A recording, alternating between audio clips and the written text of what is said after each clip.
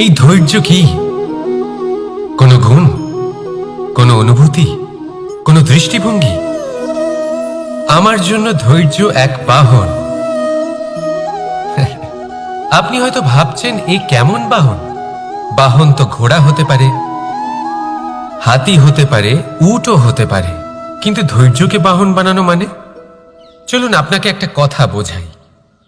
পৃথিবীতে এমন কোনো বাহন নেই যে তার আরোহীকে আছড়ে ফেলেনি। সেটা উট হোক বা হাতি হোক বা ঘোড়া হোক, চলতে চলতে কখনো নড়বড় করেই বসে। তারপর সেই আরোহী পড়ে কারোর পায়, তারপর পড়ে তার নিজের নজরে। কিন্তু ধৈর্যরূপী বাহন কখনো কাউকে ফেলে না, কখনো না। না সেই আরোহী কারোর পায়ে পড়ে, আর না তো নিজের নজরে। কারণ ধৈর্য আপনাকে বিবেক প্রদান করে, বিবেক আপনাকে পরিকল্পনায় সাহায্য করে, আর পরিকল্পনা প্রদান করে আপনাকে শক্তি, আপনার লক্ষ্যের দিকে অগ্রসর হওয়ার। বুঝলেন? ধৈর্যকে সঙ্গে রাখুন, নিজেকে আরো ধৈর্যশীল করে তুলুন। এই ধৈর্যের সাহায্যে আরোহণ করে দেখুন কিভাবে এই বাহন আপনাকে আপনার গন্তব্যে পৌঁছে দেবে। রাধা রাধা। অর্ধাঙ্গিনী। আপনার জীবনে অর্ধাঙ্গিনীর ভূমিকা কি হতে পারে?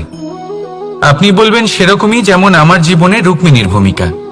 এটা সত্যি, কিন্তু এটাও সত্যি কথা যে আমার আর রুক্মিণীর এই সম্পর্ক, তাকে আরো গভীর করার জন্য অত্যন্ত প্রয়োজনীয় হলো আমরা প্রথমে বন্ধু হই। একজন ভালো স্বামী বা স্ত্রী হবার প্রথম পদক্ষেপ বন্ধুত্ব, অর্থাৎ সখা প্রেম। যতক্ষণ না এক স্বামী স্ত্রী নিজেদের সম্পর্কে বন্ধুত্বের মাহাত্ম্য বুঝতে পারবেন না, ততক্ষণ এই সম্পর্ক যেন অপূর্ণ থেকে যাবে। আর তারপর এই সম্পর্কে জন্ম নেয় সেই অনুভূতি, যেমন অধিকার, যেমন অভিমান। এই দুই ভাবনা যা এই সম্পর্ক ভাঙার প্রথম পদক্ষেপ হয়ে থাকে। সেই জন্য নিজের দাম্পত্য জীবনে অধিকার ফলানোর আগে নিজেকে জিজ্ঞাসা করুন, আপনি কি আপনার জীবনসঙ্গীর সব থেকে ভালো সখা হতে পেরেছেন? সম্পর্ক আরো উন্নত হবে। রাধা রাধা। বিবাহ। একজন নারীর জীবনে বিবাহের গুরুত্ব কতটা? আসুন আমরা কথা বলি রুক্মিণীকে নিয়ে। একজন নারী যিনি পবিত্র মানসিকতা নিয়ে কাউকে ভালোবেসেছেন, তাকে বিয়ে করতে চেয়েছেন। এবার বিয়ে মানে কাউকে পাওয়া, মানে কারোর হাত ধরে আগামী সমস্ত জীবন তার সাথে কাটিয়ে দেওয়া। এবার আমার হাত ধরে রুক্মিণী বিয়ের সুখ তো নিশ্চয়ই পেয়েছে, কিন্তু ওর এই প্রেমের যাত্রা, এর অন্ত হলো না, বরং তা শুরু হলো। এবার রুক্মিণীর জীবনে সেই অধ্যায় শুরু হয়ে গেছে যেখানে ওকে সেই মানুষকে বুঝতে হবে যার হাত ধরে সমস্ত জীবন অতিবাহিত করার সিদ্ধান্ত নিয়েছে সে। এবার এরকম একটা সময় প্রত্যেকের জীবনে এসে থাকে। প্রত্যেকের মানে আপনারও। আপনার জীবনেও এমন এক সময় আসবে, তার জন্য তৈরি থাকুন। নিজের মনে যা যা বিকার আছে তা কোথাও ত্যাগ করে আসুন, আর পরিশুদ্ধ ভালোবাসা দিয়ে, পবিত্র মন দিয়ে নিজের জীবন সাথীকে বোঝার চেষ্টা করুন, কোনো আশা না রেখে। যদি এরকম করতে পারেন তবেই কঠিন পরীক্ষায় উত্তীর্ণ হবেন, নয়তো নয়। রাধা রাধা। অনেকে আমাকে অনেকবার জিজ্ঞেস করেছেন যে কানাই, রুক্মিণী হলো তোমার অর্ধাঙ্গিনী, তাহলে কেন ওর এই যাত্রা এত কঠিন হলো? কেন তোমার এই অগাধ অখণ্ড ভালোবাসা পাওয়ার জন্য ওকে এত কঠিন পরীক্ষার সম্মুখীন হতে হলো? আসুন আমি আপনাকে একটা কথা বোঝাই। অগাধ অখণ্ড ভালোবাসার এই পথ, তা তো কঠিনই হবে। এবার এরকমই এক যাত্রা করতে হয়েছে রুক্মিণীকে, পরিশুদ্ধ ভালোবাসা বুঝতে পারার যাত্রা। এমন ভালোবাসা যা কিনা ক্রোধ, ভয়, মোহ, অধিকার, অহংকার, হিংসা এই সমস্ত বিকারের ঊর্ধ্বে। এবার এই যাত্রায় ওকে সাহায্য করবে রাধা। আর শুধু তাই নয়, আমি আপনাকে বলি, সংসারের প্রত্যেক নারী এই যাত্রা করে থাকেন। এবার যে নারী এই যাত্রার শেষ পর্যন্ত পৌঁছতে পারেন, তিনি এক উচ্চ স্তরে পৌঁছে যেতে পারেন, যেখানে তাকে বলা হয় অর্ধাঙ্গিনী। রাধা রাধা। সমস্যা। এবারে বলুন, সমস্যা কার জীবনে নেই? প্রত্যেকের জীবনে সমস্যা থাকেই। হ্যাঁ, ঠিক আছে, জীবন আছে যখন, তখন সময়ের সাথে সমস্যাও আসবে। কিন্তু প্রত্যেক সমস্যাই কি সময়ই নিয়ে আসে? না, আপনি সমস্ত সমস্যার দায় সময়কে দিতে পারেন না। বেশিরভাগ সমস্যা তো এমন হয়ে থাকে যাদের আমরা নিজেরাই ডেকে আনি। হে সমস্যা, এসো, আমি তোমার জন্য অপেক্ষা করছি। কিভাবে? এবার এটা নির্ভর করছে আপনার হ্যাঁ বা না এর ওপরে। বেশিরভাগ সমস্যাই এই জন্য আসে যেহেতু আমরা বারবার হ্যাঁ বলতে থাকি, আর বেশিরভাগ সমস্যা এই জন্যই আসে যেহেতু আমরা সঠিক সময় না বলতে পারি না। সেই জন্য না ভেবেচিন্তে কোনো কথা বা কোনো প্রস্তাবের সমর্থন করলে তা আপনাকে খুব বড় বিপদে ফেলে দিতে পারে। সেইখানেই কখনো না না বলতে পারা তা আপনাকে তার থেকেও বড় বিপদে ফেলে দিতে পারে। তাই মনে রাখবেন, এই অত্যন্ত জরুরি শিক্ষা। সব সময় খুব ভেবেচিন্তেই হ্যাঁ বলবেন আর দৃঢ়তার সাথে না বলবেন। আর বিশ্বাস করুন, আপনার জীবন অত্যন্ত সুখময় হয়ে যাবে। তাহলে আসুন আমার সাথে ভালোবেসে বলুন, রাধা রাধা। সাফল্য। সাফল্য এই পৃথিবীতে কে না পেতে চান? প্রত্যেক মানুষ চান যেন সাফল্য নিজে এসে তার কাছে ধরা দেয়।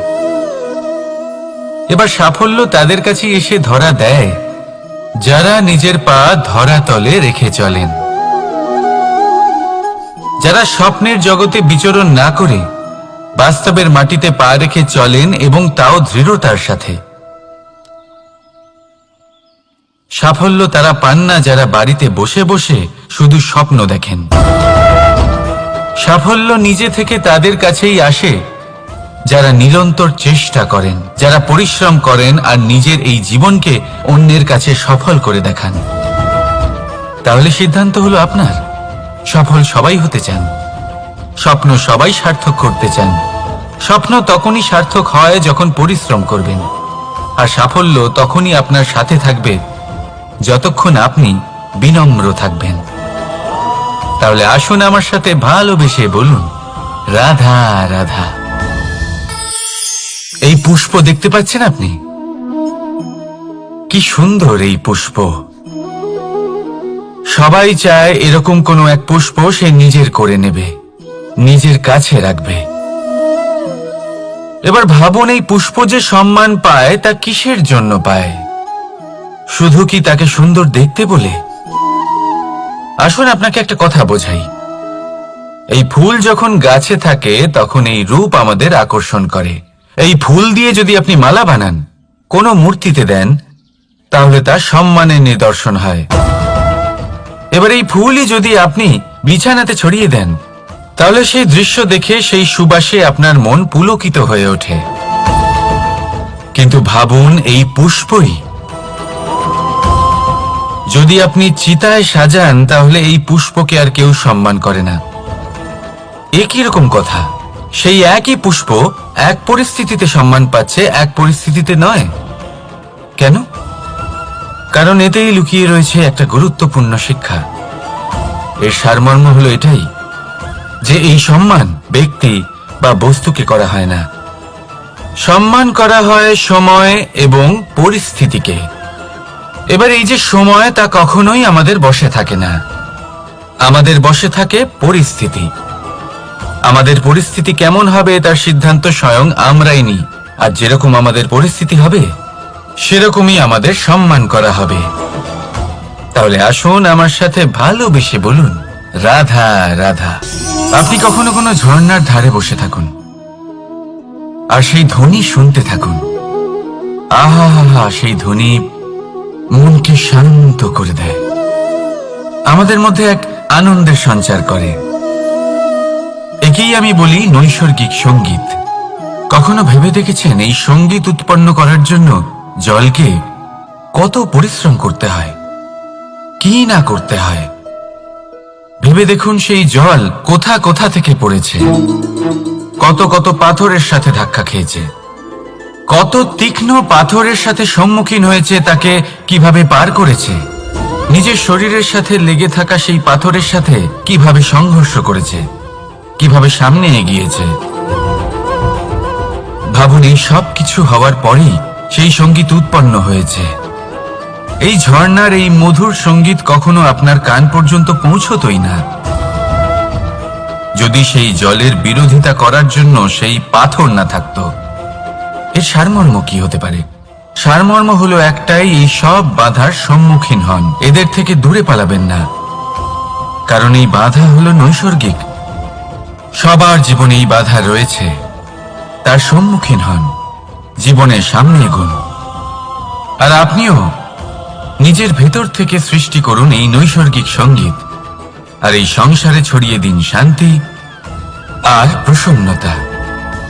রাধা রাধা। সংসারে নিয়তি অনেক কিছু নির্ধারণ করে, যেমন প্রত্যেকটি জিনিসের সীমারেখা। শরীরের মধ্যে থাকা জল, তার মাত্রাও এই নিয়তি নির্ধারিত করে রেখেছে। কি করে? দেখুন, যদি সঠিক সময়ে আপনি পরিশ্রম করে নিজের ঘাম না ঝরান, তাহলে কিছু সময় পরে আপনার চোখের জল অবশ্যই ঝরবে। কারণ সবকিছু যদি ভাগ্যের জোরে পেয়ে যাওয়া যায়, তাকে কর্মের দ্বারা সামলে রাখতে হয়। যদি পরিশ্রম করতে থাকেন, তাহলে যা পেয়েছেন তা সামলে রাখতে পারবেন, আর যা যা আপনি পেতে চান তা অবশ্যই পাবেন।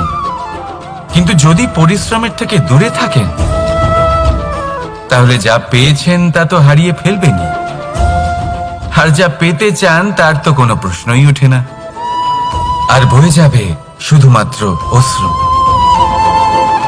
এবার সিদ্ধান্ত আপনার। কি ঝরাতে চাইবেন আপনি? ঘাম নাকি অশ্রু? রাধা রাধা। এই জীবনে মানুষ শুধু তিনটি জিনিসের পেছনে ছোটে: ছায়া অর্থাৎ সঙ্গী সম্মান, কায়া অর্থাৎ সুন্দর বলিষ্ঠ শরীর, আর তৃতীয় হল মায়া অর্থাৎ ঐশ্বর্য। এবার অবাক করার মতো বিষয় হলো, সময় এলে পরে এই তিনটি বস্তুই সবার আগে আপনাকে ত্যাগ করে। অন্ধকারে ছায়া আপনাকে ত্যাগ করে, বার্ধক্যে কায়া আপনাকে ত্যাগ করে, আর অন্তিম সময়ে মায়াও আপনাকে ত্যাগ করে। এগুলো কিছুই কাজে আসে না যার পেছনে আপনি সারা জীবন দৌড়েই যাচ্ছিলেন। যদি কিছু কাজে লাগে, তা হলো আপনার প্রেমপূর্ণ ব্যবহার যা আপনি সংসারকে দিয়েছেন। এ হলো সেই প্রেম যা অন্ধকারে প্রদীপ হয়ে আপনাকে আলো দেবে। এ হলো সেই প্রেম যা বার্ধক্যে হাত রূপে আপনাকে শক্তি দেবে, সহায়তা করবে। আর যখন আপনার কাছে অর্থ থাকবে না, তখন এই প্রেমই আপনাকে সামর্থ্য যোগাবে। জীবনে যদি কিছু উপার্জন করতে চান, তাহলে শুধু প্রেম উপার্জন করুন। যদি আপনিও আমার মতো দূরের কথা ভাবতে চান, তাহলে শুধুমাত্র প্রেম উপার্জন করুন। আর এখন এই প্রেম ভাব নিয়েই বলুন, রাধা রাধা। কখনো প্রদীপ জ্বালাতে গিয়ে আপনার হাত পুড়ে গেছে? একবার মনে করে দেখুন সেই অনুভূতি। এক্ষুনি মনের মধ্যে যন্ত্রণার এক অনুভূতি বয়ে যাবে। কখনো হাঁটতে হাঁটতে পায়ে কাঁটা ফুটে গেছে? মনে করুন, এক্ষুনি মনের মধ্যে যন্ত্রণার এক অনুভূতি বয়ে যাবে। এরকম কেন হয়ে থাকে? কষ্ট তো শুধু তখন হয়েছিল, কিন্তু যদি আজ মনে করেন, তাহলে সেই যন্ত্রণা আপনার মনে মাথায় থেকেই যায়। এরকম কেন হয়ে থাকে যে জীবনে যখনই আমরা যন্ত্রণার অনুভব করি, তারপর আমরা সেই যন্ত্রণা নিজের সাথে বহন করে নিয়ে চলি? কারণ হলো একটাই, চিন্তা। কোনো যন্ত্রণাই এতটা কষ্ট আমাদের দেয় না যতটা কষ্ট এই চিন্তা দেয়। তাহলে এই চিন্তা ত্যাগ করুন আর ভাবুন যে কিভাবে নিজেকে সব সময় আনন্দে রাখা যায়। আর অতীতকাল এবং ভবিষ্যতের চিন্তা ছেড়ে দিন, এই বিষয়ে ভাবাই ছেড়ে দিন। শুধুমাত্র এটা ভেবে নিন যে আজ আমায় নিজেকে আনন্দে রাখতে হবে, যে করেই হোক। এটা করা শুরু করে দিন। তারপর আপনি দেখবেন আপনার কাল, পরশু, পরের সপ্তাহ, সমস্ত মাস, সমস্ত বছর, পরের বছর, সম্পূর্ণ জীবন আপনি শুধুমাত্র প্রসন্নতাই পাবেন। এবার আসুন এই প্রসন্নতার সাথেই বলুন রাধা রাধা।